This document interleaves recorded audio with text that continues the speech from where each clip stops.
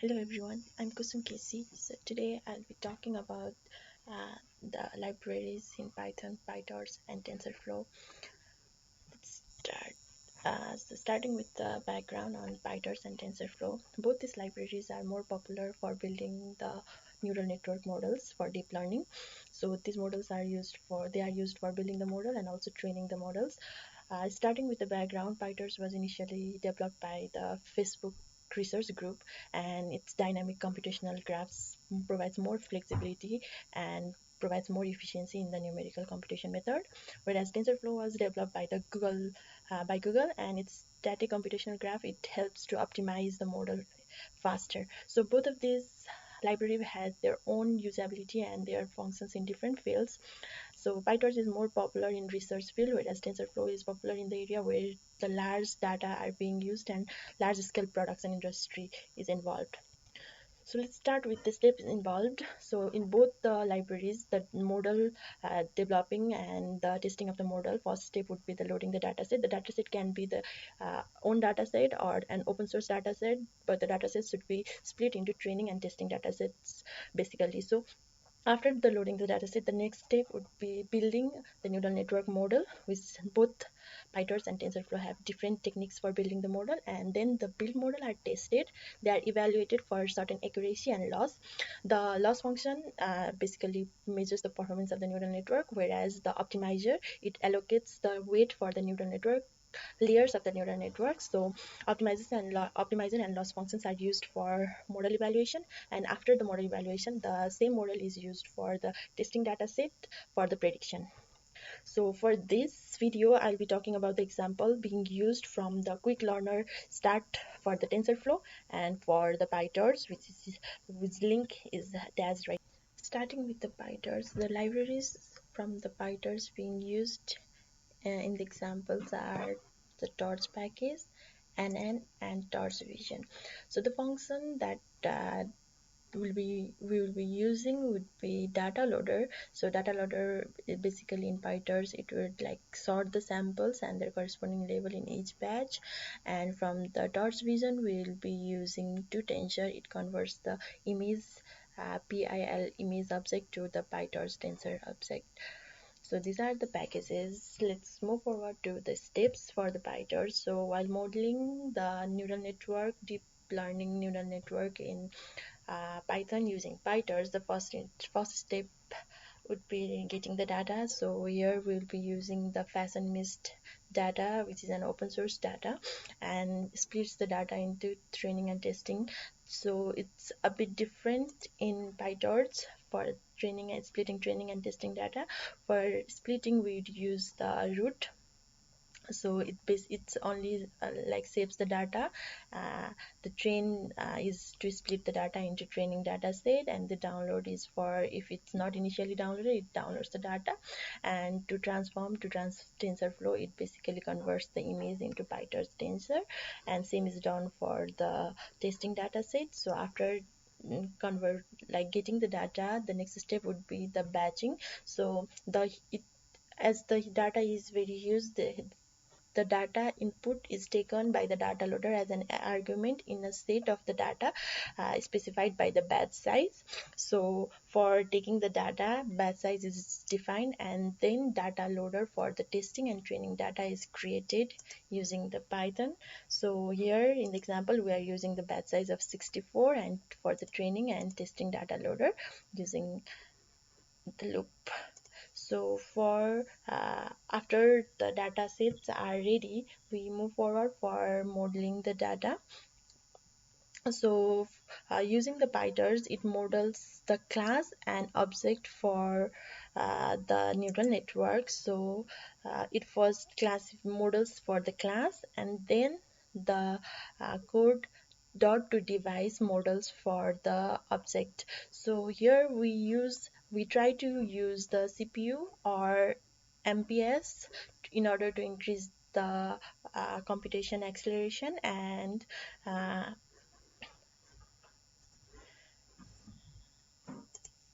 the other step after we develop a model, the next step would be calculate the efficiency of the model or evaluate the performance of the model. So for that we'll be using the loss function and optimizer. So for training the for to get the performance, we'll be evaluating our model in each iteration, which is also defined as the epoch, and the main objective would be in each epoch the optimization, the up accuracy of the optimization should increase, whereas the loss function, the loss associated with it should decrease. So optimization, for the optimization, what we use the stochastic gradient descent method, and after defining the parameter, we call the parameter and we pass the parameter at certain learning rate in the PyTorch.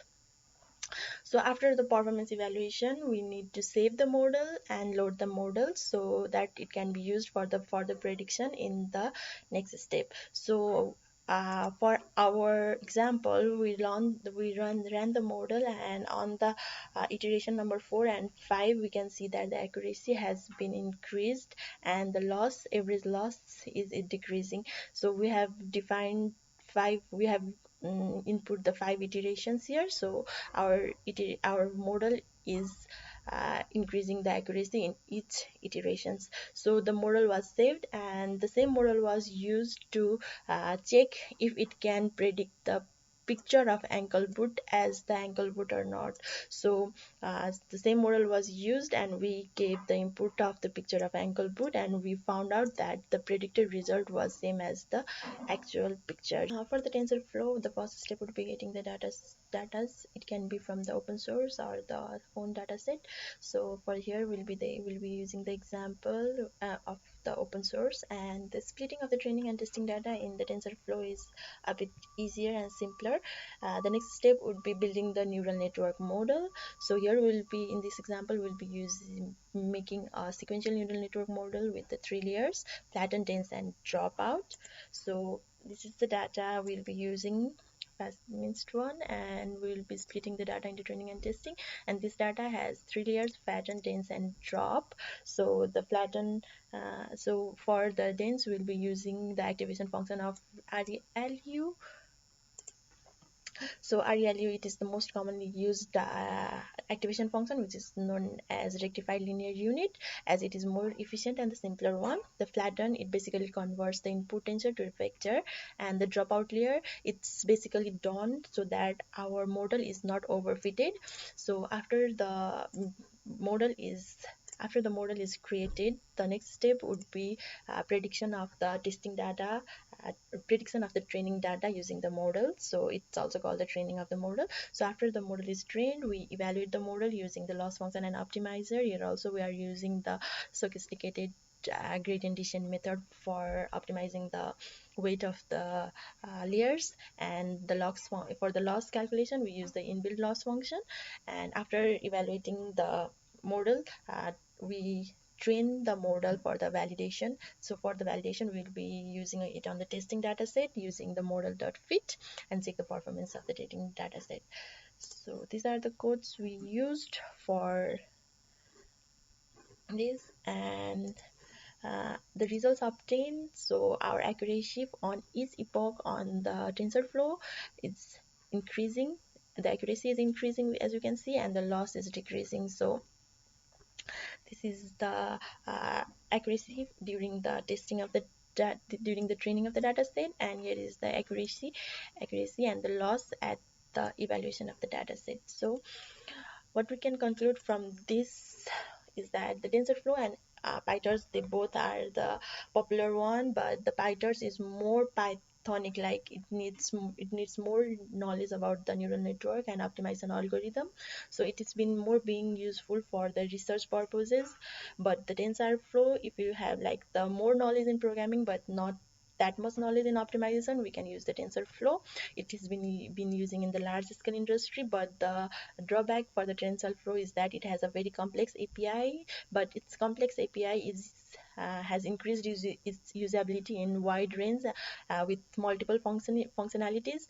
But for the beginners, the TensorFlow, like what is happening within it, like that, it is not defining, but PyTorch, like each step defines everything, and for the beginner it's quite easy to understand PyTorch but time consuming than the TensorFlow. Thank you.